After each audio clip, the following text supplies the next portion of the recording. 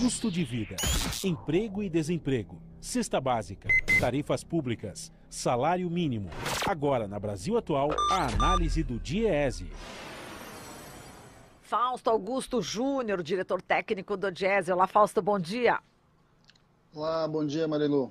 Bom, vamos falar agora dos efeitos, do coronavírus na economia mundial e os impactos no Brasil, hein, Fausto? Bem, então, ontem o mercado voltou, né? O mercado tirou a fantasia, acabou o carnaval e a gente já assistiu o primeiro impacto dessa discussão aí que está se espalhando pelo mundo. Ao longo dos dias do carnaval, no mundo a gente tinha visto a bolsa caindo e o dólar subindo, e aqui no Brasil não foi diferente. O que a gente assistiu ontem foi uma derrubada grande da bolsa, a bolsa caiu mais de 7 pontos aqui no Brasil, e o dólar subiu a sua taxa mais alta desde a sua criação, a sua taxa nominal atingindo 4,44. Agora, isso tem várias questões, não é só o efeito do coronavírus, é o efeito também das declarações do presidente ao longo do carnaval, tudo isso influencia o mercado, mas vai mostrando também como é que o mercado está atuando. Nós tivemos o primeiro caso do coronavírus aqui no Brasil, e ao mesmo tempo que a gente viu foi ali quase que um terror dentro do mercado, ou seja, o mercado é averso a qualquer tipo de risco.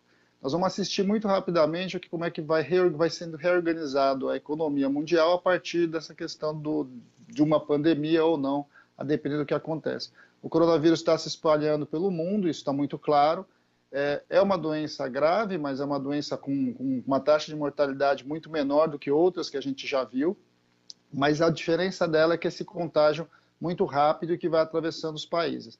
Do ponto de vista econômico, o que a gente vai assistir muito provavelmente é uma rediscussão sobre onde podem se colocando os diferentes elos de cadeias produtivas. A gente está assistindo já por conta do fechamento de conjunto de fábricas e daquela região onde o vírus se espalhou na China, impactos sobre diversos produtos, como, por exemplo, produção dos iPhones, produção de celulares, de televisão e etc. Então, a gente deve ver como é que como é que a produção global vai se reorganizar a partir dessa questão que coloca em discussão toda a forma de produzir globalmente. Então, acho que isso é uma discussão de mais longo prazo e nós vamos ter que assistir isso aqui no Brasil. Agora, de imediato, o que a gente já está vendo é que, inevitavelmente, a China vai crescer menos, não se sabe quanto a China vai crescer menos.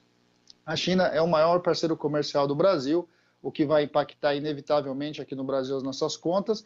E, na outra ponta, o vírus já chegou na Europa. E aí nós estamos assistindo, por exemplo, na Itália, uma queda importante no mercado de turismo. Isso também vai impactar aqui. Ontem, entre as principais ações que mais caíram, estão vinculadas às ações das companhias aéreas, porque as pessoas vão deixar de se mobilizar, de se movimentar intracontinentes. A OMS e o próprio Ministério da Saúde têm indicado para quem não precisar sair do país que não saia. Então, isso a gente vai assistindo uma certa redução da economia global, simplesmente porque as pessoas vão se deixando de se movimentar entre os países. Agora, aqui no Brasil, a gente já sabia que a economia não estava boa, a economia estava crescendo ali muito perto do 1%, existia toda uma expectativa de se crescer acima de 2% pelo mercado. A gente já vinha falando que era muito improvável que se passasse muito dos 2% de crescimento esse ano, e agora, com o efeito do vírus, a gente deve ver isso, se confirmar essas expectativas, cada vez vai se confirmando, já que a gente deve crescer menos. Crescer menos porque o mercado vai crescer já menos, inevitavelmente, no mundo. Isso tem impacto nas nossas contas aqui no Brasil, mas também um pouco pelo não saber direito para onde rumar, como a gente está vendo na economia, principalmente a partir do governo, nas suas posições dessas brigas com o Congresso Nacional. Exato. Quer dizer, o PIB em 2020, as previsões eram de quanto? Para 2,20%, não é isso, Fausto? Não, você tinha organismos trabalhando com 2,4%, 2,6%, chegava alguns consultores a falar em 3%. A gente vinha dizendo que se chegasse a 1,9%, 2% seria um número relativamente alto, porque a gente já tinha visto no final do ano passado.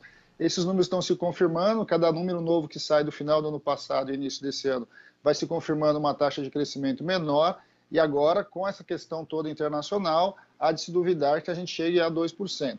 No caso nós temos que olhar o efeito disso, nós estamos falando em, de repente, suspender as próprias Olimpíadas. Essa é uma discussão que está posta já hoje.